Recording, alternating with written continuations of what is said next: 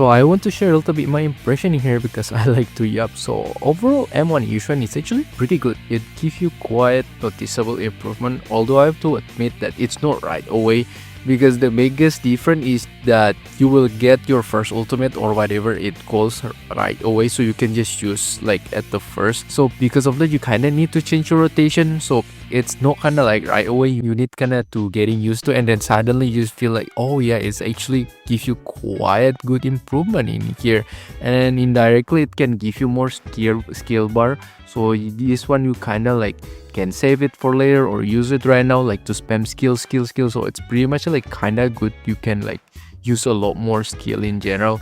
So I can say like in terms of perspective of casual M1, I don't think it's just because the damage increase, but it's more or less the quality of life in here, where you can like get the ultimate instantly, you get more skill, and also you will get crit rate by 10% too. So in general, like in your disc, if you already put crit damage, this is actually also pretty good impact in here. So in general, like instead of damage, I want to highlight is that the quality of life that I really enjoy as a casual player, not because the damage. But of course, it actually have some like damage in here that if your ally can attack, it kind of deal like additional damage, something like that, which is I think it's still pretty good too, but I don't think that's something that impressed me. I impressed mostly because the quality of life in here. So yeah, overall I'm pretty satisfied with the M1 from Yixuan, just because I'm kind of type of person that like to just spam skill, and then when you just start with the ultimate, you kind of can get some backup of your energy if you hold dodge, right? So because of that, I can just spend some skill, and I actually quite like it. It's kind of like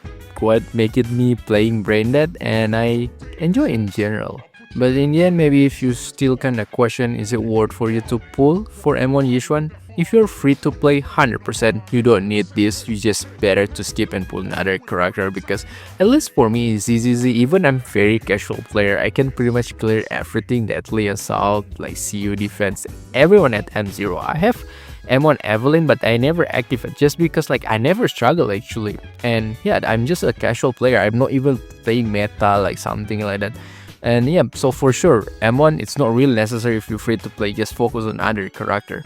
But maybe you're a spender that maybe you want more damage and you want quality of life. And I think it's still pretty good landscape that for you to have though. Especially for me casual, I want to highlight mostly the quality of life, which is the start with the ultimate right away and get more crit. That's the one that impressed me the most.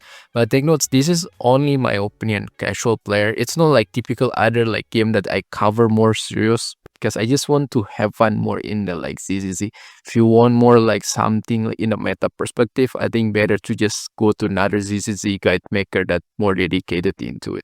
So yeah, pretty much that's it. If you like this video, feel free to hit the button and like, and I'll see you next time. Bye bye.